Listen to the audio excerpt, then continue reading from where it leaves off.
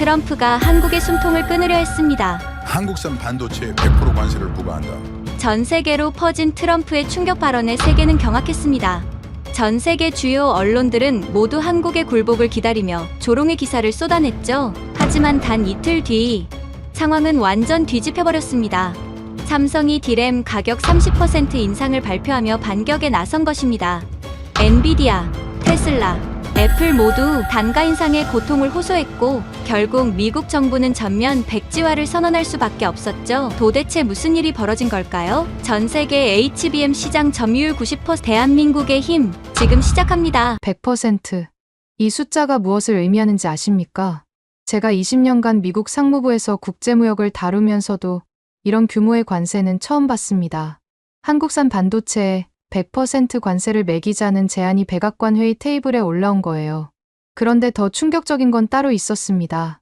삼성이 발표한 30%라는 숫자였죠. D램 가격을 일방적으로 올린다는 통보였습니다. 제 이름은 에밀리 로건입니다. 리 상무부 국제무역 차관보로 일하고 있죠. 2025년 5월 1일 워싱턴 DC 상무부 7층 회의실에 긴급 소집이 떨어졌습니다. 제프 트라비스 백악관 통상부장관이 들어서자 공기가 달라졌어요. 한국이 우리를 시험하고 있습니다. 그가 서류를 탁자에 내려놓았습니다. 묵직한 소리가 회의실에 울렸어요. 서류를 펼치는 순간 저는 숨을 삼켰습니다. HBM 시장 점유율 90%. 한국이 장악한 숫자였어요. 이건 무기입니다. 제프가 단호하게 말했습니다. 중국을 봉쇄하려던 우리 정책이 한국을 괴물로 만들었어요. 그의 목소리에는 분노가 섞여 있었습니다. 저는 고개를 저었습니다. 한국은 동맹국입니다. 협상으로 풀 수 있어요. 협상이요? 제프가 비웃었습니다. 그들이 우리 빅테크를 인질로 잡았는데 바로 그때 핸드폰이 울렸습니다. 발신자를 보자마자 저는 긴장했어요. 리사 첸이었어요. 엔비디아 구매 담당 부사장이죠. 에밀리, 큰일 났어요. 그녀의 목소리가 떨렸습니다. 삼성이 방금 공식 발표를 했는데 숨소리가 거칠었어요. 가격 인상이 즉시 적용된답니다. 유예 기간도 없어요. 전화를 끊는 순간 저는 알았습니다. 게임의 판도가 바뀌었다는 거요. 회의실 스크린에 속보가 떴습니다. 삼성전자, D램 가격 30% 인상 발표. 자막이 빨간색으로 깜빡였어요. 제프의 얼굴이 붉어졌습니다. 이건 선전포고입니다. 주먹을 쥐었다 폈다 반복했어요. 하지만 저는 달리 봤어요. 한국이 우리에게 보내는 메시지였습니다. 우리도 카드가 있다는. 관세 100%로 가겠습니다. 제프가 선언했습니다. 대통령께 보고하겠어요. 저는 손을 들었습니다. 잠깐만요. 그러면 우리 기업들이. 그들이 먼저 시작했습니다. 제프가 저를 끊었습니다. 차가운 눈빛이었어요. 회의가 끝나자마자 저는 복도로 나와 리사에게 전화했습니다. 정확히 무슨 일이에요? HBM3가 없으면 우리 H200 칩이 작동하지 않아요. 그녀가 급하게 설명했습니다. 삼성이 가격을 올리면 우리는. 잠깐만요. 배경에서 누군가 그녀를 부르는 소리가 들렸습니다. CEO가 부르십니다. 나중에 다시 전화할게요. 전화가 끊겼습니다. 복도 창밖으로 워싱턴 기념탑이 보였어요. 평화로워 보이는 풍경과 달리 제 마음은 요동쳤습니다. 오후 2시 CNN이 특보를 내보냈습니다. AI 칩 생산 위기, 실리콘밸리 초비상. 앵커의 표정이 심각했어요. 저는 창밖을 바라봤습니다. 펜타곤이 보이는 창가에서 한참을 서 있었어요. 머릿속으로 계산기가 돌아갔습니다. 스마트폰이 또 울렸습니다. 이번엔 테슬라였습니다. 로건 차관보님, 우리 공장이 멈췄습니다. 공급망 담당자의 목소리가 다급했어요. 반도체가 없어서 조립 라인이. 이대로면 이번 분기 생산 목표를 못 맞춥니다. 저는 즉시 제프에게 문자를 보냈습니다. 재고가 얼마나 남았는지 확인해야 합니다. 답장이 바로 왔습니다. 이미 확인했다. 석 달이다. 석 달. 그게 우리가 버틸 수 있는 시간이었습니다. 목이 메었어요. 저녁 6시 백악관에서 전화가 왔습니다. 대통령께서 브리핑을 원하십니다. 비서실장이었어요. 30분 안에 오실 수 있습니까? 저는 서류를 챙겼습니다. 미국 반도체 자금률 12%. 이 숫자를 어떻게 설명해야 할까요? 엘리베이터 안에서 또 전화가 울렸습니다. 애플이었습니다. 스티브 밀러입니다. 공급망 총괄 매니저였어요. 우리도 비상회의 중입니다. 대안이 있습니까? 저는 침묵했습니다. 대안이 없었거든요. 그것이 현실이었습니다. 곧 연락드리겠습니다. 겨우 그 말만 했어요. 백악관으로 가는 차 안에서 저는 깨달았습니다. 우리가 중국을 봉쇄하려다 자신을 가둔 거라는 거요. 아이러니했습니다. 운전기사가 라디오를 켰습니다. 삼성전자 주가가 18% 상승했습니다. 경제 뉴스가 흘러나왔어요. SK하이닉스도 13% 올랐습니다. 백악관 상황실에 도착하자 이미 여러 명이 모여 있었습니다. 국방부, 재무부, 에너지부 모두가 긴장한 표정이었어요. 커피 냄새가 진동했지만 아무도 마시지 않았습니다. 제프가 먼저 말을 꺼냈습니다. 관세로 압박하면 한국이 물러설 겁니다. 확신에 찬 목소리였어요. 저는 고개를 저었습니다. 그들은 이미 준비가 되어 있었어요. 우리가 몰랐을 뿐이죠. 재무부 차관이 끼어들었습니다. 시장이 요동치고 있습니다. 나스닥이 3% 떨어졌어요. 그럼 어떻게 하자는 겁니까? 국방부 관계자가 물었습니다. 저는 지도를 펼쳤습니다. 한국이 빨간색으로 표시되어 있었어요. 서울로 가야 합니다. 직접 만나서 협상해야 해요. 제프가 코웃음을 쳤습니다. 항복하러 가자는 겁니까? 아닙니다. 저는 단호하게 말했습니다. 현실을 확인하러 가는 겁니다. 대통령 브리핑이 끝난 뒤 비서실장이 저를 불렀습니다. 출장을 승인하겠습니다. 단, 성과를 가져오셔야 합니다. 그날 밤, 저는 출장 준비를 했습니다. 비행기 표를 예약하면서 손이 떨렸어요. 20년 경력에도 이런 긴장은 처음이었습니다. 다음 날 아침 일찍 공항으로 향했습니다. 탑승구에서 또 전화가 왔습니다. 로건 차관보님, 방금 삼성이 추가 발표를 했습니다. 상무부 직원이었어요. 납기도 조정한다고요. 우선순위를 재배정한답니다. 저는 한숨을 쉬었습니다. 이제 시간마저 그들이 쥐고 있는 거였어요. 비행기가 이륙하는 순간 저는 창밖을 봤습니다. 워싱턴이 점점 작아졌습니다. 미국이 작아 보였어요. 14시간의 비행시간 동안 저는 자료를 읽고 또 읽었습니다. 한국 반도체 산업의 성장 곡선이 가파르게 올라가고 있었어요. 우리가 중국을 막는 동안 한국은 조용히 정상을 차지한 거였습니다. 도쿄에서 환승하면서 뉴스를 확인했습니다. 리 상무부 차관보, 긴급 서울행. 벌써 언론이 알아챈 거였어요. 댓글들이 날카로웠습니다. 인천공항에 도착했을 때는 한국 시간으로 저녁이었습니다. 공항 뉴스 스크린에 제 얼굴이 나왔어요. 미국 통상 당국자 방한, 반도체 협상 주목. 호텔로 가는 차 안에서 박민석 전무에게서 문자가 왔습니다. 내일 오전 10시 삼성전자 본사에서 뵙겠습니다. 간단한 문장이었지만 무게가 느껴졌어요. 저는 창밖의 서울 야경을 바라봤습니다. 불빛들이 반짝였습니다. 활기차 보였어요.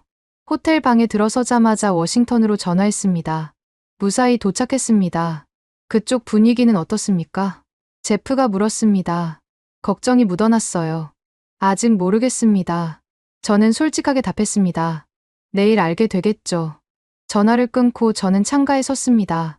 한강이 보였어요. 다리 위로 차들이 쉴 새 없이 지나갔습니다. 그때 문득 생각했습니다. 우리가 만든 100% 관세안이 과연 무기일까? 아니면 우리 스스로를 가두는 감옥일까? 내일이면 알게 되겠죠. 한국이 진짜로 준비한 게 무엇인지를요. 서울에서 돌아온 지 사흘째 되는 날이었습니다. 백악관이 관세 조치를 공식 발표했어요. 한국산 반도체의 100%. 발표 직후 실리콘밸리에서 전화가 빗발쳤습니다. 첫 전화는 구글이었어요. 로건 차관보님, 데이터 센터 건설을 중단해야 합니다. 인프라 담당 부사장의 목소리였습니다. 서버용 메모리 가격이 2배가 됐어요. 예산이 터졌습니다. 전화를 끊자마자 또 울렸습니다. 이번엔 메타였어요. AI 연구소 프로젝트가 전면 보류됐습니다. 그들도 마찬가지였어요. HBM 공급이 막혔어요. 대체 공급처가 있습니까? 저는 대답할 수 없었습니다. 대체 공급처가 없다는 걸 저도 알았으니까요. 상무부 회의실로 들어가는 순간 저는 놀랐습니다. 화면에 떠 있는 숫자가 충격적이었어요. 실리콘밸리 전체 가동률이 48%로 떨어진 거였습니다. 이게 현실입니다. 데이터 분석관이 설명했습니다. 관세 발표 후 72시간 만의 수치예요. 제프가 회의실로 들어왔습니다. 여전히 자신만만한 표정이었어요. 일시적인 현상입니다. 그가 단호하게 말했습니다. 한국이 먼저 무릎 꿇을 겁니다. 저는 보고서를 들어보였습니다. 미 반도체 협회가 방금 보낸 거였어요. 여기 보십시오. 제가 중요한 부분을 읽었습니다. 대체 공급망 구축에 최소 24개월이 필요하다고 합니다. 제프가 보고서를 낚아챘습니다. 빠르게 훑어보던 탁자에 던졌어요. 그들의 로비입니다. 그가 비웃었습니다. 협회는 항상 기업 편이잖아요. 바로 그때 비서가 뛰어들어왔습니다. 트럼프 대통령이 트윗을 올리셨습니다. 크린의 트윗이 떴습니다. 한국은 미국을 이용했다. 이제 대가를 치를 것이다. 미국을 다시 위대하게. 회의실이 술렁거렸습니다. 제프가 미소를 지었어요. 보십시오. 대통령의 의지는 확고합니다. 하지만 저는 불안했습니다. 현장의 목소리가 계속 들려왔거든요. 점심시간에 리사 채넥에서 메일이 왔습니다. 제목이 심상치 않았어요. 긴급 내부 보고서. 첨부 파일을 여는 순간 저는 숨을 멈췄습니다. 엔비디아 생산 일정이 빨간색으로 가득했어요. 지연, 취소. 에밀리, 이대로면 주가가 반토막 납니다. 리사가 추신을 달았습니다. 이사회가 발칵 뒤집혔어요. 저는 즉시 제프를 찾아갔습니다. 그는 통화 중이었어요. 네, 대통령님. 압박을 계속하겠습니다. 그가 전화를 끊고 저를 봤습니다. 무슨 일입니까? 현장이 무너지고 있습니다. 저는 리사의 메일을 보여줬습니다. 완화 조치가 필요해요. 완화요? 제프가 눈을 치켜떴습니다. 지금 물러서면 영원히 한국에 끌려다닙니다. 그가 창밖을 가리켰습니다. 저 펜타곤을 보세요. 우리가 세계 최강입니다. 군사력과 경제는 다릅니다. 제가 반박했습니다. 반도체 없이는. 그만, 제프가 소리쳤습니다. 우리가 갑입니다. 잊지 마세요. 회의실을 나오자마자 또 전화가 왔습니다. 상원 외교위원회였어요. 청문회를 열겠습니다. 위원장 보좌관이 말했습니다. 이번 주 금요일 출석해 주십시오.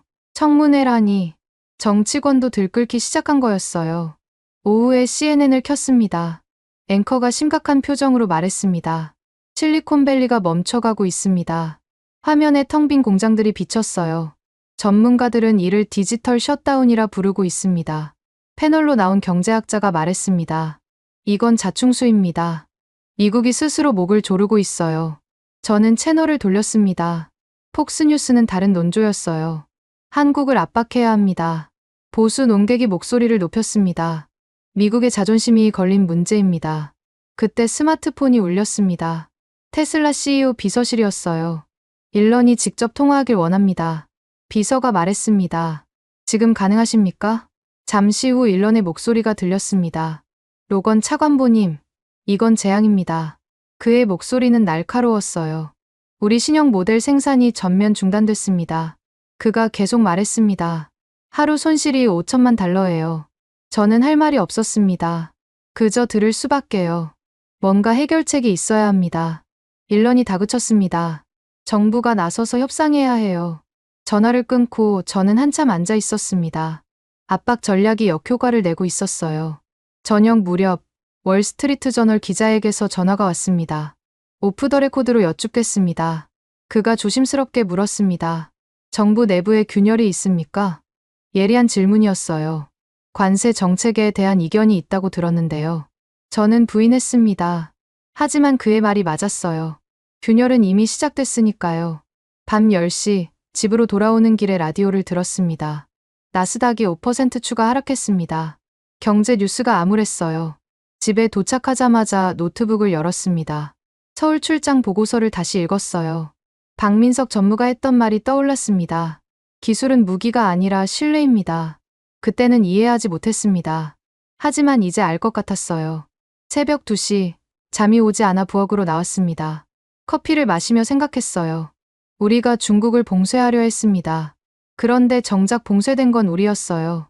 스마트폰을 꺼내 항공편을 검색했습니다. 서울행 비행기가 매일 있었어요. 다시 가야 할까요? 아니면 제프의 말대로 압박을 계속해야 할까요? 새벽 3시 결심했습니다. 상원 청문회에서 진실을 말하기로요. 아침이 되자 상무부로 출근했습니다. 엘리베이터에서 동료를 만났어요. 큰일 났어요. 그가 속삭였습니다. 애플이 비상이사회를 소집했대요. 사무실에 도착하자마자 메일을 확인했습니다. 받은 편지함이 폭발 직전이었어요. 스티브 밀러에게서 온 메일을 열었습니다. 공급망 붕괴에 대한 시급. 본문은 더 절박했습니다. 10일 내 해결 안 되면 아이폰 생산 중단 검토. 저는 즉시 제프에게 전화했습니다. 긴급 회의가 필요합니다. 또 겁을 주려는 겁니까? 그가 짜증스럽게 말했습니다. 이건 겁이 아니라 현실입니다. 저는 단호하게 답했습니다. 1시간 후 회의실에 모였습니다. 분위기가 무거웠어요. 상황을 정리하겠습니다. 제가 화면을 켰습니다. 현재 실리콘밸리 가동률 48%. 다음 슬라이드를 넘겼습니다. 주요 기업 생산 차질 현황입니다. 빨간색 막대 그래프가 가득했어요. 모두가 침묵했습니다. 이래도 계속하시겠습니까? 저는 제프를 똑바로 봤습니다. 그가 주먹을 탁자에 내리쳤습니다. 한국이 버티는 것도 한계가 있습니다. 바로 그때 비서가 들어왔습니다. 캘리포니아 주지사가 성명을 발표했습니다.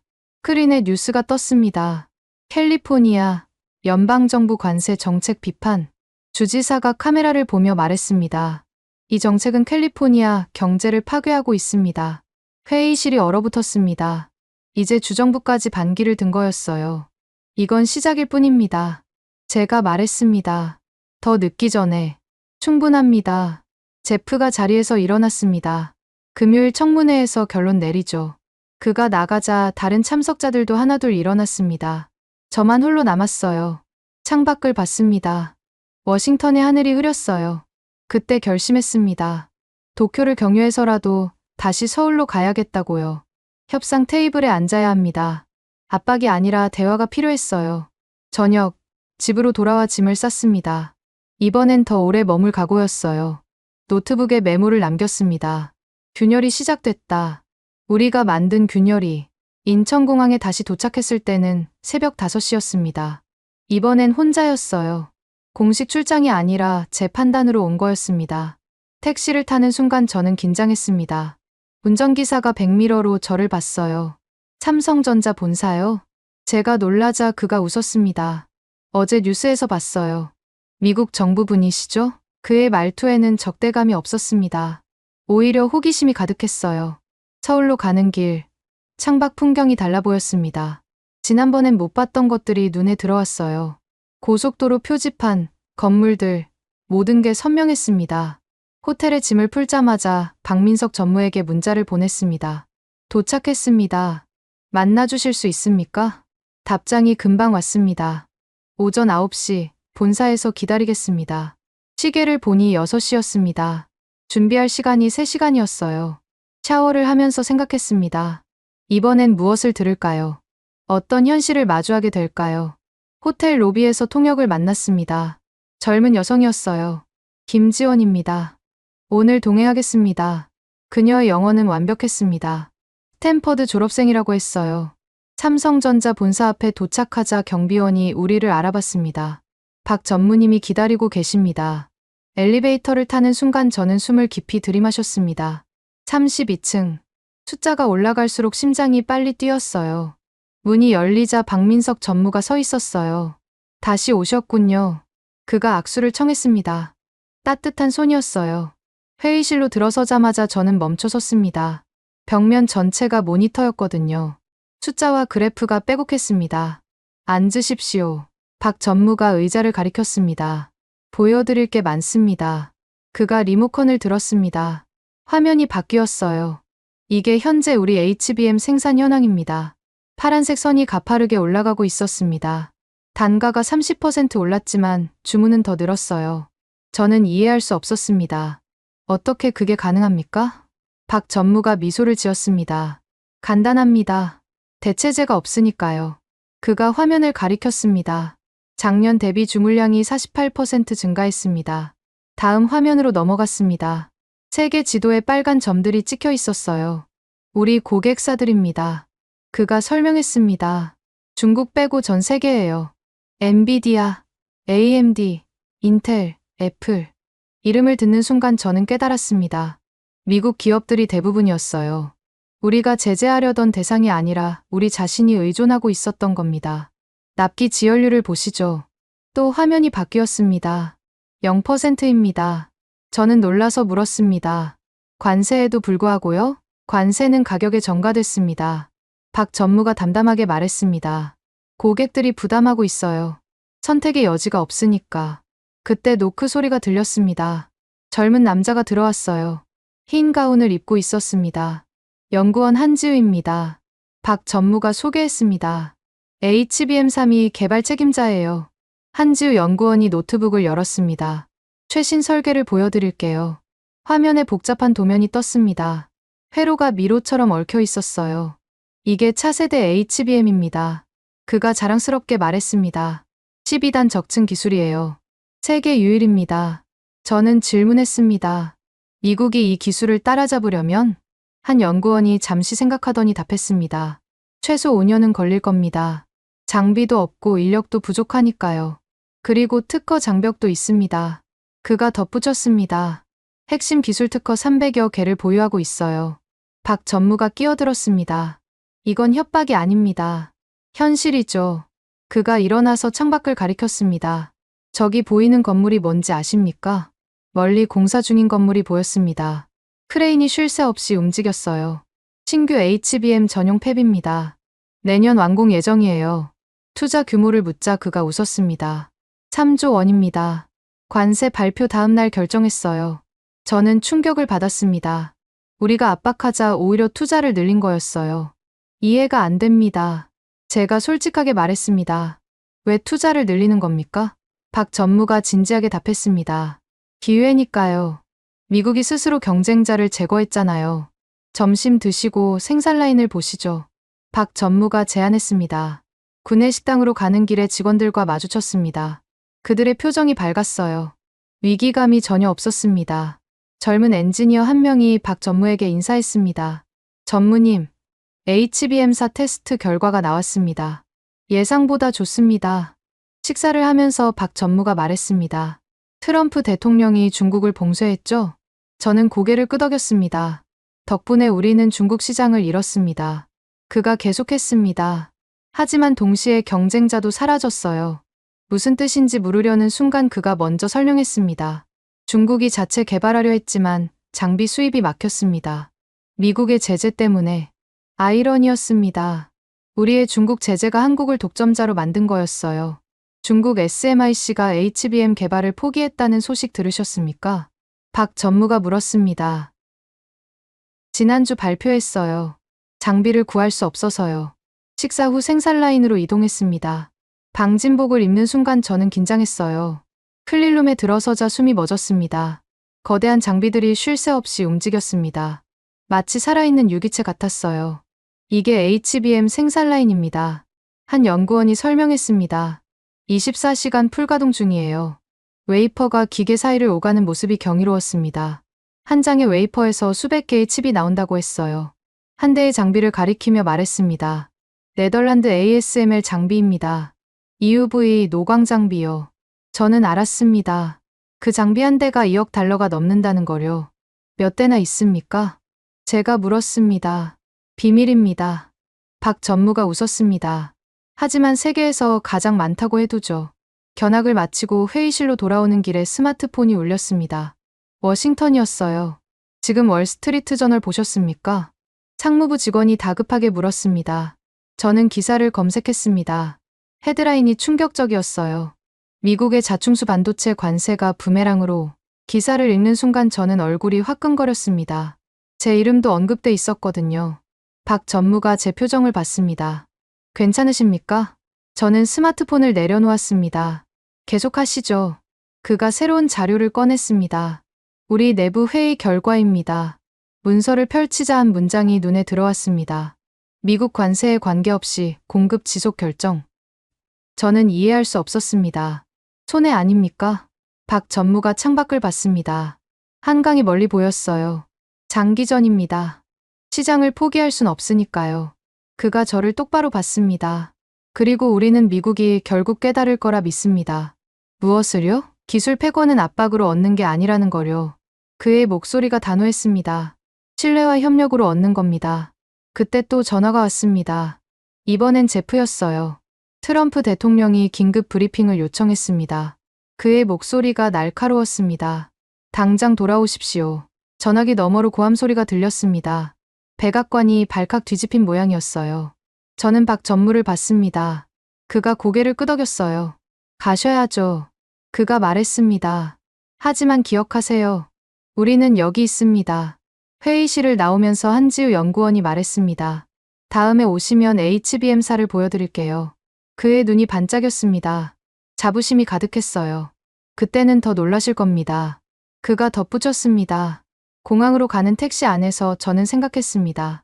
우리가 완전히 오판했다는 거요. 한국은 굴복하지 않았습니다. 오히려 더 강해졌어요. 비행기를 기다리며 박 전무에게 문자를 보냈습니다. 감사합니다. 많이 배웠습니다. 답장이 왔습니다. 언제든 환영입니다. 문은 열려 있습니다. 그 문자를 읽으며 생각했습니다. 열려 있는 건 문만이 아니었어요. 가능성도, 미래도 활짝 열려 있었습니다. 비행기가 이륙하는 순간 저는 확신했습니다. 이 싸움은 우리가 질 거라는 거요. 창밖으로 서울의 야경이 멀어졌습니다. 불빛들이 별처럼 반짝였어요. 한국은 이미 준비가 되어 있었습니다. 기술도, 자본도, 무엇보다 자신감도요. 우리만 모르고 있었던 겁니다. 세계가 이미 바뀌었다는 거요. 그리고 그 변화의 중심에 한국이 있었습니다. 워싱턴으로 돌아온 다음 날 아침이었습니다. 백악관 루스벨트룸에 소집됐어요. 대통령이 직접 주재하는 회의였습니다. 트럼프 대통령이 들어오자 모두가 일어섰습니다. 그의 표정이 어두웠어요. 넥타이를 만지작거리는 습관적인 행동이 보였습니다. 상황이 어떻습니까? 단도직입적이었습니다. 눈빛이 날카로웠어요. 제프가 먼저 나섰습니다. 일시적인 혼란입니다. 한국이 곧 항복할 겁니다. 대통령이 저를 봤습니다. 로건 차관보는 어떻게 생각합니까? 저는 심호흡을 했습니다. 현장 상황은 심각합니다. 우리 기업들이 고통받고 있어요. 제프가 끼어들었습니다. 그건 한국 탓입니다. 우리가 물러서면 안 됩니다. 그의 목소리에는 초조함이 묻어났어요. 바로 그때 비서실장이 들어왔습니다. 태블릿을 들고 있었어요. 표정이 굳어 있었습니다. 대통령님, 속보입니다. 그가 화면을 보여줬습니다. 헤드라인이 충격적이었습니다. 캘리포니아 주정부, 연방관세 정책 취소 소송 예고. 회의실이 얼어붙었습니다. 트럼프의 얼굴이 붉어졌어요. 뭐라고? 그가 소리쳤습니다. 캘리포니아가 우리를 고소한다고? 비서실장이 설명했습니다. 주지사가 기자회견을 열었습니다. 실리콘밸리 보호를 위해서라고요. 화면을 켜자 주지사가 연단에 서 있었습니다. 그의 옆에는 테크 기업 CEO들이 줄지어 있었어요. 카메라 플래시가 쉴 새 없이 터졌습니다. 이 관세는 캘리포니아 경제를 파괴하고 있습니다. 주지사의 목소리가 단호했습니다. 우리는 법적 조치를 취할 것입니다. 기자가 질문했습니다. 소송의 승산이 있습니까? 충분합니다. 주지사 옆에 남자가 대답했습니다. 저는 캘리포니아 주검사 아론 윌리엄스입니다. 아론이 서류를 들어 보였습니다. 두꺼운 법률 문서였어요. 헌법상 통상 조항 위반입니다. 의회 승인 없는 일방적 관세는 불법이에요. 트럼프가 주먹을 탁자에 내리쳤습니다. 반역이다. 캘리포니아가 감히. 침이 튀었어요. 제프가 달래려 했습니다. 법무부가 대응할 겁니다. 걱정 마십시오. 하지만 상황은 계속 악화됐습니다. 스마트폰 알림이 연이어 울렸어요. 저는 뉴욕타임즈 앱을 열었습니다. 사설 제목이 강렬했습니다. 관세는 총알 우리 자신을 쏘고 있다. 기사를 읽어내려가자 숨이 막혔습니다. 날카로운 비판이 가득했어요. 트럼프 행정부의 반도체 관세는 경제적 자살행위다. 한국을 압박하려다. 미국 기업이 죽어가고 있다. 이것은 정책이 아니라 감정적 보복이다. 대통령이 제 스마트폰을 낚아챘습니다. 기사를 읽더니 던져버렸어요. 스마트폰이 바닥에 떨어지는 소리가 크게 울렸습니다. 가짜 뉴스, 그가 외쳤습니다. 언론이 또 나를 공격하는군. 그때 또 비서가 들어왔습니다. 긴급 전화입니다. 팀 쿡 CEO입니다. 스피커폰으로 연결하자 팀 쿡의 목소리가 들렸습니다. 대통령님, 상황이 심각합니다. 무슨 일입니까? 트럼프가 물었습니다. 아이폰 생산이 중단 위기입니다. 팀 쿡이 답했습니다. 반도체 가격이 폭등했어요. 이대로는 버틸 수 없습니다. 구체적으로 얼마나 심각합니까? 제가 끼어들었습니다. 일주일 내로 결정해야 합니다. 팀 쿡의 목소리가 떨렸어요. 중국 공장 3곳이 이미 멈췄습니다. 이어서 다른 CEO들의 전화가 쏟아졌습니다. 구글, 메타, 테슬라, 엔비디아 모두 같은 메시지였어요. 일론 머스크는 더 직설적이었습니다. 이건 미친 짓입니다. 당장 멈추세요. 오후가 되자 월스트리트도 반응했습니다. 반도체 ETF가 12% 급등했어요. 왜 오르는 겁니까? 제프가 이해할 수 없다는 표정이었습니다. 재무부 분석관이 설명했습니다. 한국 기업들 때문입니다. 삼성과 SK 주가가 폭등하면서요. 시장은 한국의 승리에 베팅하고 있어요. 아이러니였습니다. 우리의 관세가 한국 기업의 가치를 높인 거였어요. 저녁 무렵 충격적인 소식이 또 왔습니다. 실리콘밸리 CEO 200명이 연명 서명을 했다는 거였어요. 관세 철회를 요구합니다. 성명서의 첫 문장이었습니다. 이것은 미국 혁신의 자살 행위입니다. 명단을 보자 현기증이 났습니다. 미국 경제를 이끄는 이름들이 가득했어요. 제프가 성명서를 구겨버렸습니다. 배신자들, 돈만 아는 자들이야. 하지만 그의 목소리에 확신이 없었습니다. 처음으로 흔들리는 게 보였어요. 손이 미세하게 떨리고 있었습니다.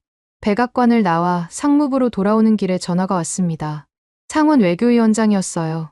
로건 차관보, 내일 비공개 간담회가 있습니다.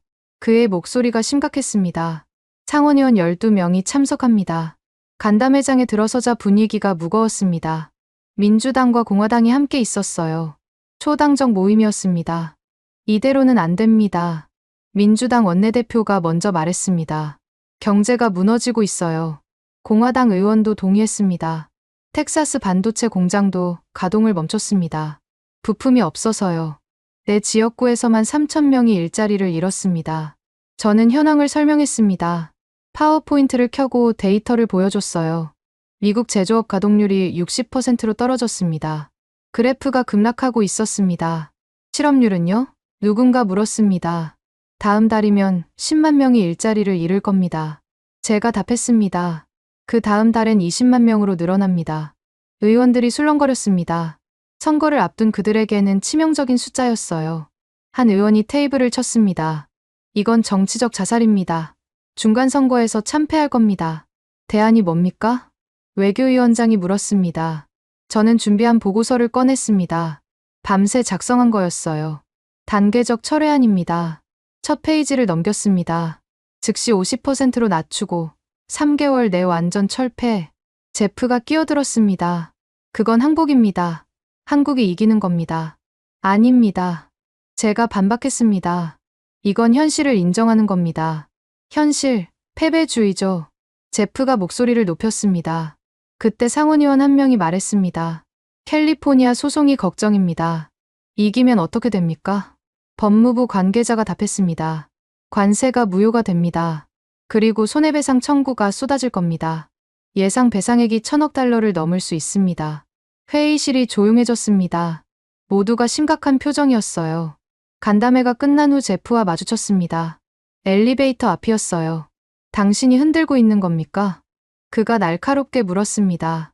의원들을 선동하고 있군요. 저는 현실을 말하는 겁니다. 제가 답했습니다. 현실, 겁쟁이의 변명이죠. 그가 비웃었습니다. 당신은 처음부터 이 정책을 반대했어요. 처음엔 지지했습니다. 제가 정정했습니다. 하지만 현실이 달랐어요. 엘리베이터 문이 열렸습니다. 저는 들어가면서 말했습니다. 제프, 우리가 지고 있어요. 문이 닫히는 순간 그의 일그러진 얼굴이 보였습니다. 분노와 두려움이 섞인 표정이었어요. 집으로 돌아와 노트북을 열었습니다. 대안 보고서를 다듬기 시작했어요. 협력을 통한 기술 주권 확보. 새로운 제목을 달았습니다.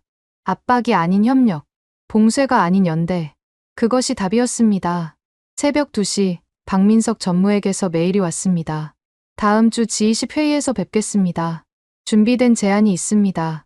짧은 문장이었지만 의미가 컸습니다. 한국도 대화를 원한다는 신호였어요. 창밖을 봤습니다. 워싱턴의 밤은 고요했어요. 하지만 내 마음은 폭풍우가 몰아치고 있었습니다. 폭풍은 밖에서도 다가오고 있었습니다. 캘리포니아 소송이 시작되면 모든 게 바뀔 거였어요. 그때 스마트폰이 울렸습니다. CNN 속보였습니다. 속보 캘리포니아 연방법원, 관세 정책 긴급 심리 결정. 다음 주 월요일 첫 공판. 테크 기업 30곳 법정 의견서 제출.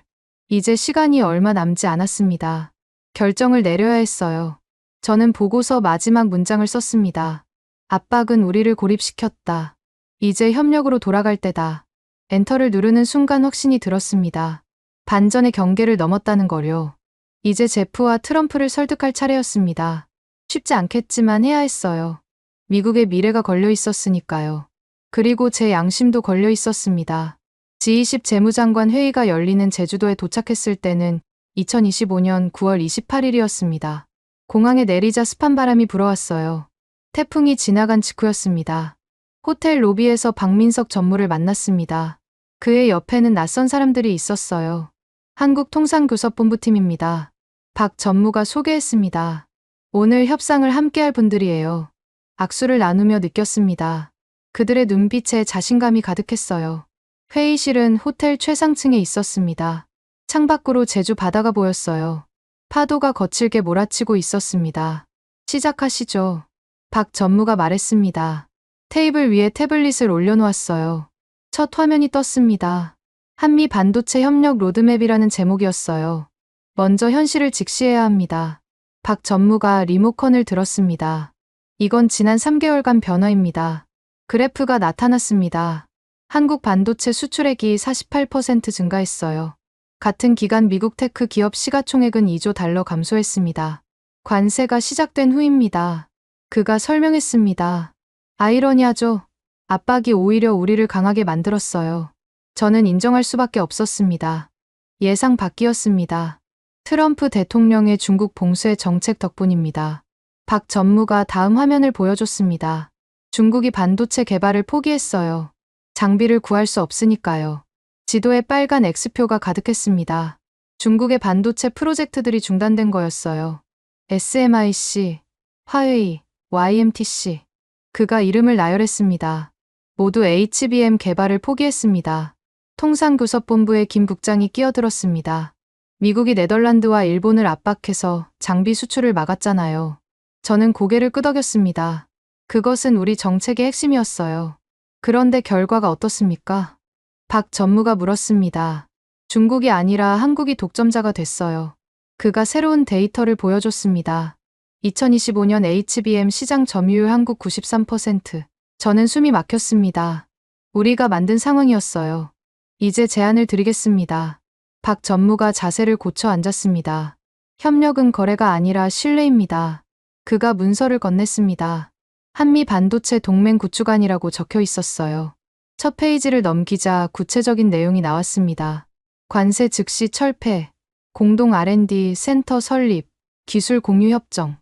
이게 가능합니까? 제가 물었습니다. 관세만 철폐되면 가능합니다. 박 전무가 단호하게 말했습니다. 우리는 미국 시장이 필요하고 미국은 우리 기술이 필요하니까요. 김 국장이 태블릿을 조작했습니다. 새로운 프레젠테이션이 시작됐어요. 서울대 국제경영연구소 분석입니다. 그가 설명했습니다. 관세 해제 시 미국 GDP 영향을 계산했어요. 숫자가 떴습니다. 관세 유지 GDP-1.2%, 관세 철폐 GDP 0.7%, 거의 2% 차이입니다. 김 국장이 강조했습니다. 3조 달러 규모예요. 저는 계산을 빠르게 했습니다. 그 숫자가 맞았어요. 일자리는요? 제가 물었습니다. 7만 2천 개가 새로 생깁니다. 박 전무가 답했습니다. 반도체 생태계가 복원되면서요. 그때 문이 열렸습니다. 젊은 여성이 들어왔어요. 삼성전자 미래전략실 이수진입니다. 박 전무가 소개했습니다. 우리 내부 시뮬레이션을 보여드릴게요. 이수진이 노트북을 연결했습니다. 복잡한 모델이 화면에 떴어요. 향후 5년간 시나리오입니다. 그녀가 설명을 시작했습니다. 관세가 유지되면 어떻게 될까요? 첫 번째 시나리오가 돌아갔습니다. 미국 기업들의 경쟁력이 급락했어요. 애플은 중국 기업에게 추월당했고 엔비디아는 시장 점유율을 잃었습니다. 이건 과장 아닙니까? 제가 물었습니다. 아닙니다.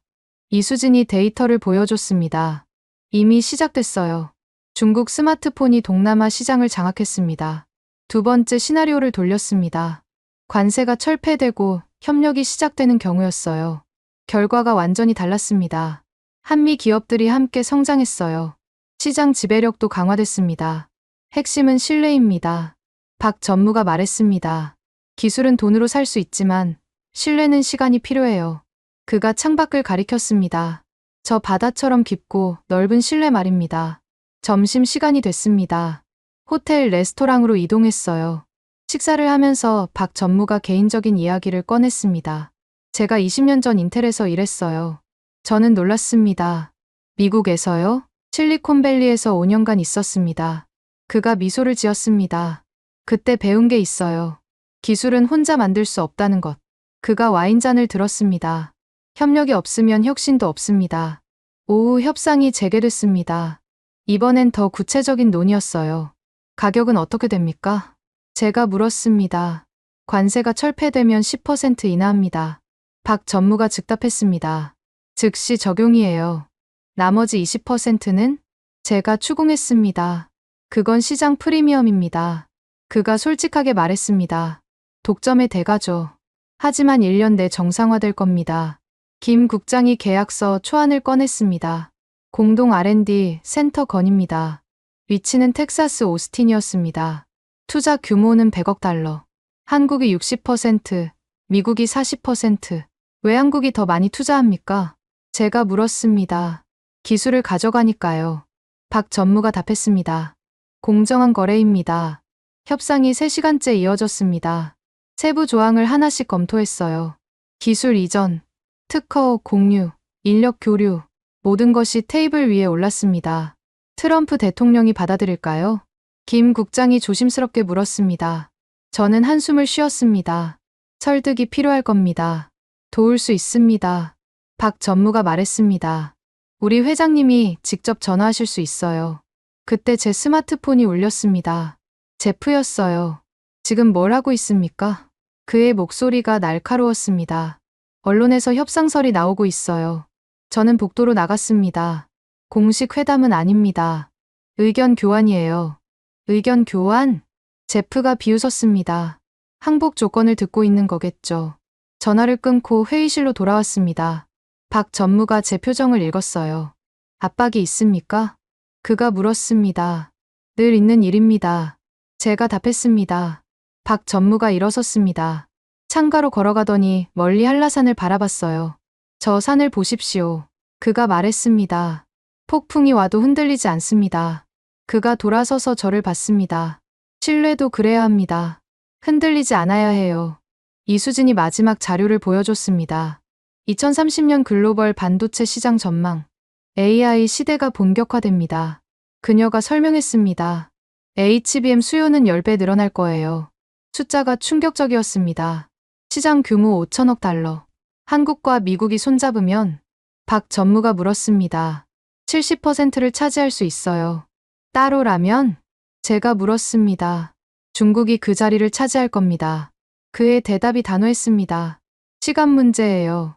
협상이 끝날 무렵 박 전무가 봉투를 건넸습니다. 우리 회장님 친서입니다.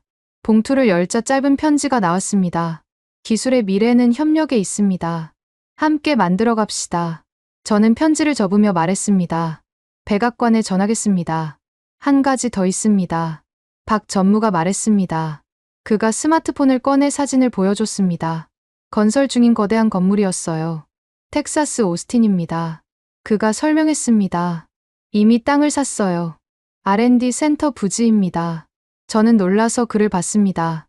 벌써요? 신뢰는 행동으로 보여주는 겁니다. 박 전무가 미소를 지었습니다. 우리는 준비됐어요. 미국은 어떻습니까? 호텔을 나서면서 박 전무가 말했습니다. 다음 주 워싱턴에서 뵙겠습니다. 오십니까? 제가 물었습니다. 트럼프 대통령을 만나러 갑니다.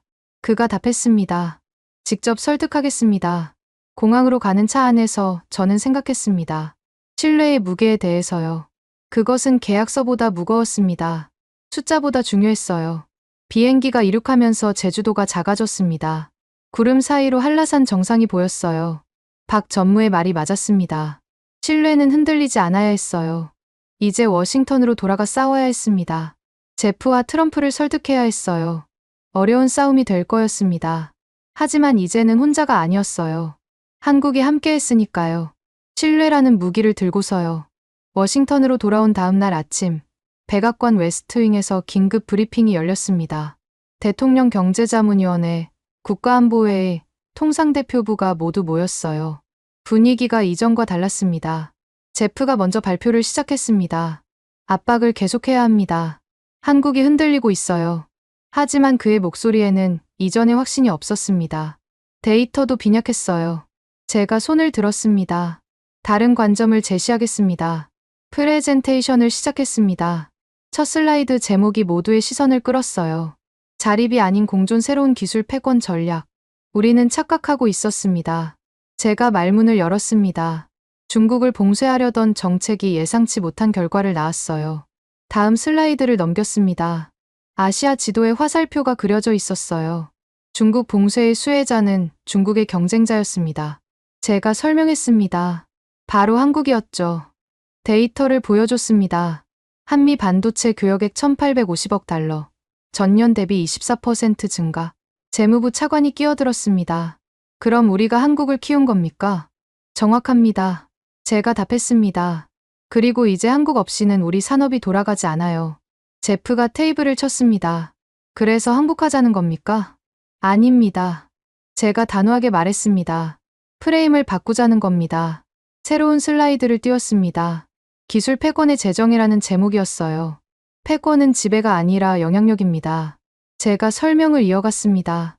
한국과 협력하면 우리의 영향력은 더 커집니다. 국가안보보좌관이 질문했습니다. 구체적으로 어떻게요? 저는 준비한 자료를 꺼냈습니다. 제주도에서 받은 제안서였어요. 공동 R&D 센터를 텍사스에 설립합니다. 첫 페이지를 펼쳤습니다. 한국이 60억 달러를 투자합니다. 회의실이 술렁거렸습니다. 그 규모에 모두가 놀란 거였어요. 일자리는 7만 2천 개가 생깁니다. 제가 계속 설명했습니다. 텍사스뿐 아니라 전국적으로요. 경제자문위원장이 계산기를 두드렸습니다. GDP 영향은요? 플러스 0.7%입니다. 제가 답했습니다. 관세 유지 시 마이너스 1.2%와 비교하면 엄청난 차이죠. 그때 비서가 들어왔습니다. 창원에서 연락이 왔습니다. 법안이 발의됐다고요. 화면에 뉴스가 떴습니다. 창원, 반도체 관세 수정안 발의. 창원 외교위원장이 카메라 앞에 서 있었습니다. 이 법안은 초당적 지지를 받고 있습니다. 옆에는 민주당과 공화당 의원들이 함께 서 있었어요. 전례 없는 모습이었습니다. 우리는 미국 경제를 구해야 합니다. 외교위원장이 계속 말했습니다. 관세는 해법이 아니라 문제였습니다. 제프의 얼굴이 창백해졌습니다. 의회가 우리를 배신하는 겁니까? 배신이 아니라 현실 인식입니다. 제가 말했습니다. 대통령이 회의실로 들어왔습니다. 모두가 일어섰어요. 보고를 들었습니다. 트럼프가 말했습니다. 창원이 반란을 일으켰다고요? 제프가 나섰습니다. 압박하면 막을 수 있습니다. 하지만 경제자문위원장이 고개를 저었습니다. 표가 모자랍니다. 3분의 2가 찬성하고 있어요. 대통령의 표정이 굳었습니다. 거부권을 써도 무효화될 수 있는 숫자였어요. 저는 기회를 잡았습니다. 대통령님, 다른 길이 있습니다. 트럼프가 저를 봤습니다. 말해보시오. 이것을 우리의 승리로 포장하는 겁니다. 제가 제안했습니다. 한국을 굴복시킨 게 아니라 동맹으로 만들었다고요. 회의실이 조용해졌습니다. 모두가 제 말을 곱씹고 있었어요. 계속하시오. 대통령이 말했습니다. 저는 새로운 프레젠테이션을 시작했습니다. 미국 우선주의 2.0 동맹을 통한 패권. 중국 봉쇄는 성공했습니다. 제가 말했습니다. 이제 그 성과를 수확할 때예요. 지도에 새로운 그림이 나타났습니다. 미국과 한국을 중심으로 한 기술 동맹이었어요. 한국과 손잡으면 우리는 반도체 시장의 70%를 지배합니다. 제가 강조했습니다. 중국은 영원히 따라올 수 없어요. 트럼프의 눈이 반짝였습니다. 중국을 이기는 거군요. 완벽하게요. 제가 답했습니다. 그리고 이건 대통령님의 업적이 됩니다. 국방부 차관이 끼어들었습니다. 군사 동맹도 강화됩니다. 한국의 협력이 더 확실해지죠. 분위기가 바뀌기 시작했습니다. 관료들이 고개를 끄덕였어요. 제프만 저항했습니다. 이건 패배를 승리로 포장하는 겁니다. 아닙니다. 제가 반박했습니다. 전략을 진화시키는 겁니다. 그때 또 비서가 들어왔습니다. 박민석 전무가 도착했습니다. 트럼프가 놀랐습니다. 한국에서 왔다고? 네. 대통령님을 만나러 왔다고 합니다. 비서가 답했습니다. 대통령이 잠시 생각하더니 말했습니다. 들여보내시오. 박 전무가 들어왔습니다. 정장 차림이 단정했어요. 대통령님, 만나 뵙게 되어 영광입니다. 그가 영어로 인사했습니다. 트럼프가 악수를 받았습니다. 먼 길 오셨소. 박 전무가 서류 가방을 열었습니다. 우리 회장님의 제안을 가져왔습니다. 문서를 펼치자 모두가 주목했습니다. 한미 기술 동맹 선언문이었어요. 우리는 미국과 함께하길 원합니다. 박 전무가 말했습니다. 경쟁자가 아니라 파트너로서요. 그가 구체적인 숫자를 제시했습니다. 향후 5년간 미국에 300억 달러를 투자하겠습니다. 회의실에 감탄이 흘렀습니다. 그 규모가 상상을 초월했어요. 조건이 뭡니까? 트럼프가 물었습니다. 관세 철폐와 기술 협력입니다. 박 전무가 답했습니다. 그리고 신뢰요. 대통령이 저를 봤습니다. 로건 차관보, 이게 가능합니까? 충분히 가능합니다. 제가 답했습니다. 연방무역위원회도 긍정적입니다. 실제로 그날 아침 연방무역위원장과 통화했어요. 그는 협력안을 지지한다고 했습니다. 제프가 마지막 저항을 했습니다. 이건 미국의 자존심 문제입니다. 박 전무가 제프를 봤습니다. 자존심과 미래 중 무엇이 중요합니까? 그 한마디에 회의실이 조용해졌습니다. 제프는 할 말을 잃었어요. 트럼프가 일어섰습니다. 일주일 시간을 주겠소. 최종안을 만들어 오시오. 회의가 끝난 후 복도에서 제프를 만났습니다. 그의 얼굴이 붉어져 있었어요. 당신이 이겼소. 그가 쓴웃음을 지었습니다. 만족합니까? 이긴 건 미국입니다. 제가 답했습니다. 우리 모두가 이긴 거예요. 제프는 고개를 저으며 걸어갔습니다. 그의 뒷모습이 쓸쓸해 보였어요. 다음 날 충격적인 소식이 들렸습니다. 제프가 사임했다는 거였어요. CNN이 속보로 다뤘습니다. 백악관 통상보좌관 전격 사임, 정책 갈등설 제기, 인터뷰 요청이 쏟아졌지만 저는 거절했습니다. 조용히 일을 진행하는 게 중요했어요. 한 주가 지났습니다. 최종안이 완성됐어요. 백악관 이스트룸에서 발표회가 열렸습니다. 기자들이 가득 들어찼어요. 트럼프 대통령이 연단에 섰습니다. 오늘 역사적인 발표를 하겠습니다. 그가 문서를 들어보였습니다. 한미 기술 동맹을 선언합니다. 플래시가 터졌습니다. 역사적인 순간이었어요. 이것은 미국의 승리입니다. 대통령이 선언했습니다. 우리는 중국을 봉쇄했고 이제 미래를 지배할 것입니다. 박 전무도 연단에 올랐습니다. 두 사람이 악수하는 장면이 전 세계로 중계됐어요.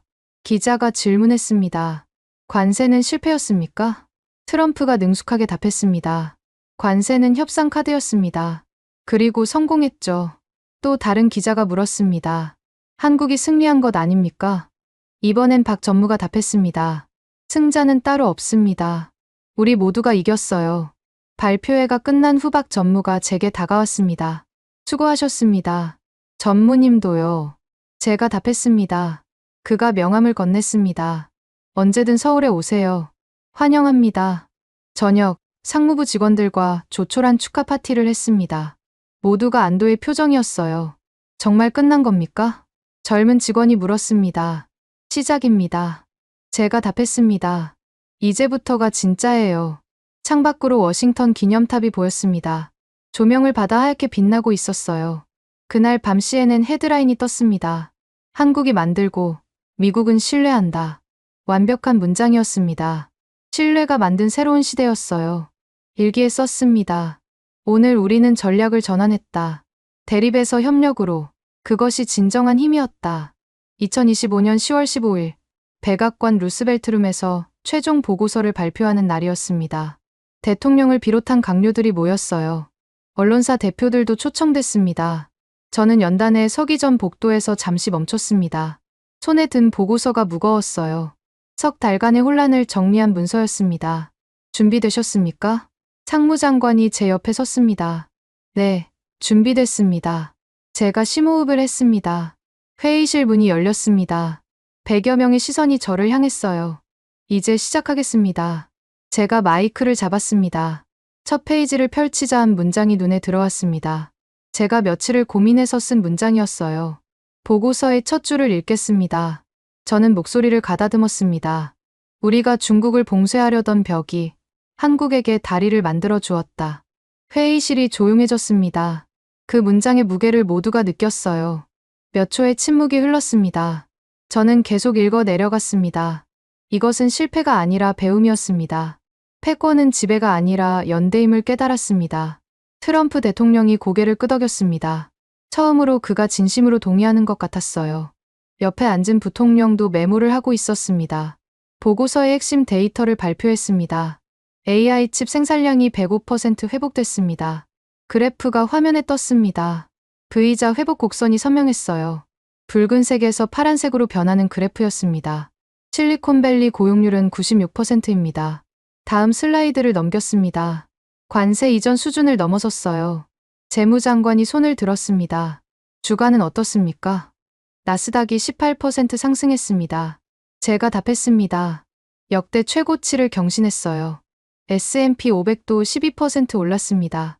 바로 그때 법무장관이 문서를 들어보였습니다. 두꺼운 판결문이었어요. 캘리포니아 고등법원 판결문입니다. 그가 안경을 고쳐 쓰고 읽기 시작했습니다. 법원은 연방정부의 관세 조치를 경제적 자해로 규정했습니다. 그가 잠시 멈췄습니다. 하지만 모두가 숨을 죽였습니다. 정부의 신속한 정책 전환을 높이 평가합니다. 법무장관이 계속 읽었습니다.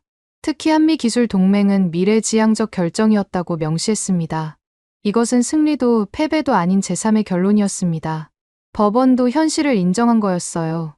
오후 2시 국무부 대강당에서 공동 기자회견이 열렸습니다. 600명의 기자가 모였어요. 한미 양국의 대표들이 단상에 올랐습니다. 박민석 전무가 먼저 발언했습니다. 오늘은 역사적인 날입니다. 그의 옆에는 스티브 밀러, 애플 공급망 총괄이 서 있었습니다. 둘이 악수를 나눴어요. 플래시가 폭포처럼 터졌습니다.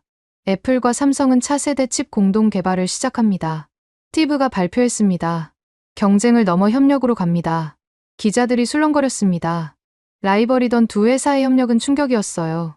CNN 기자가 질문했습니다. 구체적으로 어떤 협력입니까? 박 전무가 답했습니다. AI 칩 설계를 공유합니다. 생산은 한국, 설계는 미국이 주도하죠. 투자 규모는 얼마입니까? 블룸버그 기자가 물었습니다. 초기 투자만 500억 달러입니다. 스티브가 답했습니다. 향후 10년간 2천억 달러를 투자할 계획이에요. 청중석에서 감탄이 흘렀습니다. 그 규모가 상상을 초월했어요. 그때 젊은 여성이 단상에 올랐습니다. 한지우 연구원이었어요. 저는 삼성전자 HBM 개발팀입니다. 그녀의 목소리가 떨렸습니다. 마이크를 잡은 손이 미세하게 떨리고 있었어요. 오늘 이 자리에 설 수 있어서 말을 잇지 못했습니다. 눈물이 흘렀어요. 죄송합니다. 그녀가 손수건으로 눈물을 닦았습니다. 너무 감격스러워서요. 박수가 터졌습니다. 기자들도 박수를 쳤어요. 누군가는 휘파람을 불었습니다. 한지우가 심호흡을 하고 다시 말했습니다. 석 달 동안 잠도 못 잤습니다. 미국과 대립한다는 게 얼마나 무서웠는지 몰라요. 그녀의 목소리가 점점 안정됐습니다. 매일 뉴스를 보며 가슴이 철렁했어요. 우리가 만든 기술이 무기가 되는 게 괴로웠습니다. 청중이 숙연해졌습니다. 진심이 전달된 거였어요. 하지만 이제 함께합니다. 한지우가 미소를 지었습니다. 기술로 하나가 됐어요. 그게 제일 기쁩니다. 월스트리트 저널 기자가 물었습니다. 관세 전쟁의 교훈은 무엇입니까? 이번엔 제가 답했습니다. 21세기에는 혼자 설 수 없다는 것입니다. 마이크를 잡고 계속 말했습니다. 기술은 국경을 넘습니다. 협력만이 답이에요. 우리는 그걸 어렵게 배웠습니다. 아론 윌리엄스 캘리포니아 주검사도 발언했습니다. 법적 분쟁은 모두 종결됐습니다. 그가 두꺼운 서류철을 들어보였습니다. 주정부와 연방정부가 합의했어요. 소송은 취하됐습니다. 손해배상 청구는 어떻게 됐습니까? 법률 전문 기자가 물었습니다. 모든 청구가 철회됐습니다. 아론이 답했습니다. 미래를 위해 과거를 묻기로 했어요. 기자회견이 끝날 무렵 서프라이즈 게스트가 등장했습니다. 일론 머스크였어요. 저도 한마디 하겠습니다. 그가 마이크를 잡았습니다. 특유의 캐주얼한 차림이었어요. 한국 덕분에 테슬라가 살았어요. 그의 직설적 표현에 웃음이 터졌습니다. 진심입니다. 일런이 진지하게 말했습니다. 한국의 배터리와 반도체 없이는 불가능했어요. 모델 S도 사이버 트럭도 만들 수 없었습니다. 그가 박민석과 악수했습니다. 앞으로도 잘 부탁합니다. 화성 갈 때도 한국 기술이 필요할 거예요. 또 웃음이 터졌습니다. 일런다운 농담이었어요. 저녁 무렵 실리콘밸리에서 축하 행사가 열렸습니다. 대형 스크린으로 생중계됐어요. 구글 캠퍼스에 직원 수천 명이 모였습니다. 한국 감사합니다. 플래카드를 들고 있었어요. 한글로 쓴 플래카드도 보였습니다. 메타 본사에서도 축하 파티가 열렸습니다. 마크 저커버그가 무대에 올랐어요. 감사합니다. 그가 한국어로 인사했습니다. 발음이 서툴렀지만 진심이 느껴졌어요. 서울에서도 화답이 왔습니다. 삼성전자 수원 캠퍼스에 직원들이 모였어요. Together WWN 현수막을 들고 환호했습니다. 이 모든 장면이 전 세계로 생중계됐습니다. 역사적인 화해의 순간이었어요. 뉴욕 증권거래소도 반응했습니다. 다우지수가 3% 급등했어요. 거래량도 평소의 2배였습니다. CNBC 앵커가 흥분해서 말했습니다. 시장이 환호하고 있습니다. 협력의 승리입니다. 그때 박민석 전무가 무대 중앙으로 나왔습니다. 마이크를 잡고 잠시 침묵했어요. 청중을 둘러봤습니다. 이건 한국의 승리가 아닙니다. 그가 말을 시작했습니다. 미국의 승리도 아니에요. 청중이 조용해졌습니다. 그의 다음 말을 기다렸어요. 이건 모두의 승리입니다. 박 전무가 선언했습니다. 기술이 이긴 겁니다. 협력이 이긴 거예요. 신뢰가 이긴 겁니다. 박수가 우레와 같이 터졌습니다. 기립박수였어요. 1분 넘게 박수가 이어졌습니다. 저도 일어나서 박수를 쳤습니다. 눈가가 뜨거워졌어요. 석 달의 고생이 주마등처럼 스쳐갔습니다. 옆에서 누군가 말했습니다. 당신이 해냈어요. 로건 차관보. 돌아보니 상무장관이었습니다. 그가 제 어깨를 두드렸어요. 아닙니다. 제가 고개를 저었습니다. 우리 모두가 해낸 거예요. 밤이 되자 백악관에서 만찬이 열렸습니다. 스테이트 다이닝룸이 가득 찼어요. 한미 관계자 200명이 모였습니다. 트럼프 대통령이 건배사를 했습니다. 오늘 우리는 역사를 썼습니다. 그가 크리스털 잔을 들었습니다. 미래를 위하여. 모두가 잔을 들었습니다. 미래를 위하여. 샴페인이 부딪히는 소리가 울렸습니다. 축하와 안도가 섞인 소리였어요. 만찬 중에 한지우 연구원이 제게 다가왔습니다. 수줍은 미소를 지었어요. 차관보님, 감사합니다. 그녀가 인사했습니다. 제가 뭐요? 제가 당황했습니다. 다리를 놓아주셨잖아요. 그녀가 진심을 담아 말했습니다. 기술자들이 만날 수 있는 다리요. 덕분에 우리가 함께 일할 수 있게 됐어요. 그녀의 말이 가슴에 와닿았습니다. 정말 다리를 놓은 거였어요. 밤 11시 만찬이 끝났습니다. 백악관을 나서는데 박민석 전무가 현관에서 기다리고 있었어요. 내일 서울로 돌아갑니다. 그가 말했습니다. 벌써요? 제가 아쉬워했습니다. 할 일이 산더미예요. 그가 웃었습니다. 약속을 지켜야 하니까요. R&D 센터 착공식이 다음 달이에요. 우리는 악수를 나눴습니다. 따뜻하고 단단한 악수였어요. 다음엔 서울에서 만나요. 박 전무가 말했습니다. 한강이 보이는 곳에서 소주 한잔 하죠. 꼭 가겠습니다. 제가 답했습니다. 약속이에요. 집으로 돌아오는 길에 라디오를 켰습니다. NPR에서 특집 방송을 하고 있었어요. 오늘은 미국 통상 정책의 전환점이었습니다. 앵커가 말했습니다. 대립에서 협력으로. 그 극적인 전환이었죠. 창밖을 봤습니다. 워싱턴의 밤하늘에 별이 빛났어요. 내일은 새로운 시작이었습니다. 협력의 시대가 열린 거였어요. 2025년 10월 20일 새벽 5시. 인천공항에 다시 내렸습니다. 이번엔 공식 초청이었어요. 한미 공동 R&D 센터 협정 체결식 참석차 온 거였습니다. 공항 게이트를 나서자 낯익은 얼굴이 보였습니다. 김지원 통역이었어요. 다시 뵙게 되어 반갑습니다. 그녀가 밝게 인사했습니다. 이번엔 축하 방문이시네요. 택시를 타고 서울로 향했습니다. 새벽이라 도로가 한산했어요. 한강대교를 건너는 순간 저는 창문을 내렸습니다. 차가운 바람이 얼굴을 스쳤어요. 5개월 전 처음 왔을 때와는 완전히 다른 느낌이었습니다. 그때는 두려움과 긴장으로 가득했어요. 압박하러 온 거였죠. 하지만 지금은 달랐습니다. 존중과 감사의 마음으로 왔어요. 호텔에 체크인하고 잠시 쉬었습니다.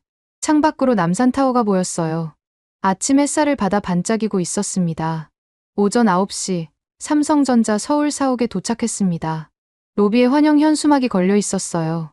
에밀리 로건 차관보님을 환영합니다. 회의실 문이 열리자 박민석 전무가 웃으며 맞았습니다. 어서 오세요. 기다렸습니다.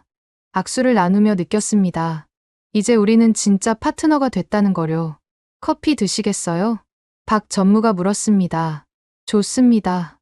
제가 답했습니다. 커피를 마시며 이야기를 나눴습니다. 긴장감 없는 편안한 대화였어요. 지난 일주일이 어떠셨어요? 박 전무가 물었습니다. 정신 없었습니다. 제가 웃었습니다. 언론 인터뷰만 30개를 했어요.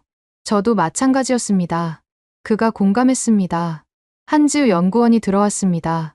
밝은 표정이었어요. 차관보님, 다시 뵙게 되어 기쁩니다. 그녀가 인사했습니다. 한 연구원이 태블릿을 꺼냈습니다. HBM 내개발이 순조롭게 진행되고 있어요. 화면에 새로운 설계도가 떴습니다. 더욱 복잡하고 정교했어요. 이건 미국 팀과 공동 개발 중입니다. 그녀가 자랑스럽게 말했습니다. 실리콘밸리 엔지니어들과 매일 화상회의를 해요. 박 전무가 끼어들었습니다. 협력이 시너지를 만들고 있어요. 오후 2시 롯데호텔에서 협정 체결식이 열렸습니다. 한미 양국 정부 관계자와 기업인 500명이 모였어요. 단상에 올라 연설을 시작했습니다. 5개월 전 저는 압박자로 왔습니다. 청중이 조용히 들었습니다. 하지만 오늘은 친구로 왔습니다. 제가 계속 말했습니다. 이 변화가 양국 관계의 미래를 보여줍니다. 박수가 터졌습니다. 따뜻한 박수였어요. 트럼프 대통령의 중국 봉쇄 정책은 의도하지 않은 결과를 낳았습니다. 제가 솔직하게 말했습니다. 한국을 기술 강국으로 만든 거죠. 하지만 이것은 자충수가 아니라 축복이었습니다. 제가 목소리를 높였습니다. 강한 동맹을 얻었으니까요. 더 큰 박수가 터졌습니다. 한국통상구섭본부장이 연단에 올랐습니다. 오늘은 새로운 시작입니다. 그가 협정서를 들어보였습니다. 이 문서는 단순한 계약이 아닙니다. 신뢰의 증거예요. 우리는 협정서에 서명했습니다. 펜을 잡는 손이 떨렸어요. 서명을 마치고 악수를 나눴습니다. 플래시가 터졌어요. 역사적 순간이 기록됐습니다. 리셉션에서 많은 사람을 만났습니다. SK하이닉스, LG, 현대차 임원들이 다가왔어요. 덕분에 위기를 기회로 만들었습니다. SK하이닉스 부사장이 말했습니다. 저녁 무렵 박민석 전무가 제안했습니다. 약속했던 소주 한잔 하시죠. 한강이 보이는 레스토랑으로 갔습니다. 노을이 지고 있었어요. 강물이 황금빛으로 물들었습니다. 건배합시다. 박 전무가 잔을 들었습니다. 신뢰를 위하여, 신뢰를 위하여. 제가 화답했습니다.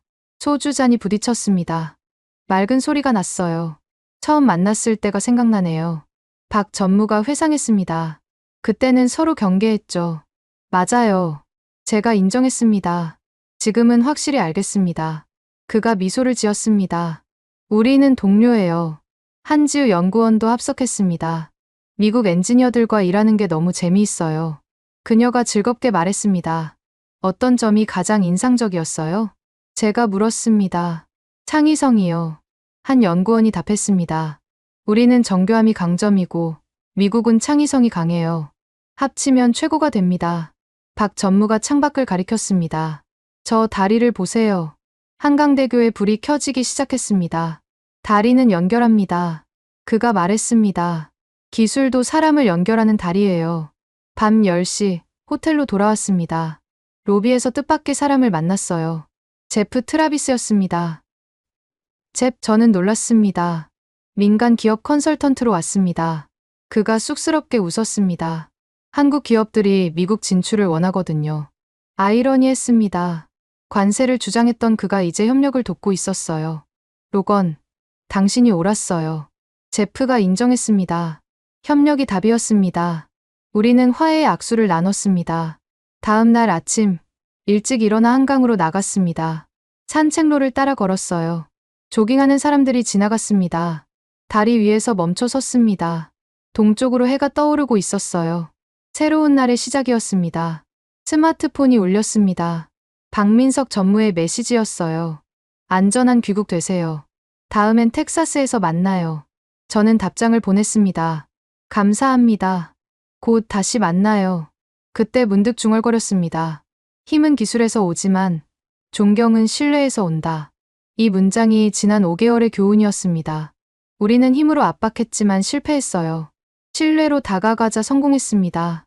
공항으로 가는 길에 운전기사가 말했습니다. 뉴스 봤어요. 덕분에 한국이 더 강해졌다면서요? 함께 강해진 겁니다. 제가 답했습니다. 좋네요. 운전기사가 웃었습니다. 싸우는 것보다 친구가 낫죠. 비행기에 오르기 전 마지막으로 서울을 봤습니다. 다시 올 거라는 확신이 들었어요. 이제 이곳은 낯선 땅이 아니었습니다. 기내에서 보고서를 정리했습니다. 마지막 문장을 썼어요. 트럼프의 관세 정책은 실패했다. 하지만 그 실패에서 우리는 배웠다. 21세기 패권은 지배가 아니라 협력에서 나온다는 것을. 한국은 우리에게 그것을 가르쳐 주었다. 태평양 상공을 날면서 생각했습니다. 이 바다가 우리를 갈라놓는 게 아니라 연결한다는 것을요. 워싱턴에 도착했을 때 환영 인파가 기다리고 있었습니다. 상무부 직원들이었어요. 수고하셨습니다. 그들이 박수를 쳤습니다. 집으로 가는 차 안에서 마지막 이메일을 확인했습니다. 박민석 전무가 보낸 사진이었어요. 텍사스 R&D 센터 건설 현장이었습니다. 시작되었습니다. 함께 만들어 갑시다. 저는 미소를 지었습니다. 정말 시작이었어요. 경쟁이 아닌 협력의 시대, 대립이 아닌 신뢰의 시대. 창밖을 봤습니다. 워싱턴의 하늘이 맑았어요. 한국의 하늘처럼 푸르렀습니다. 우리는 다리를 놓았습니다. 이제 그 다리 위를 함께 걸어갈 시간이었어요. 그리고 저는 확신했습니다. 이 다리는 무너지지 않을 거라고요. 신뢰로 지은 다리니까요. 대한민국이 잘하고 있다고 생각하신다면, 한국 최고, 대한민국이 아직 멀었다고 생각하신다면, 한국 힘내라. 여러분의 생각을 댓글로 남겨주세요. 지금까지 감동을 더하다였습니다.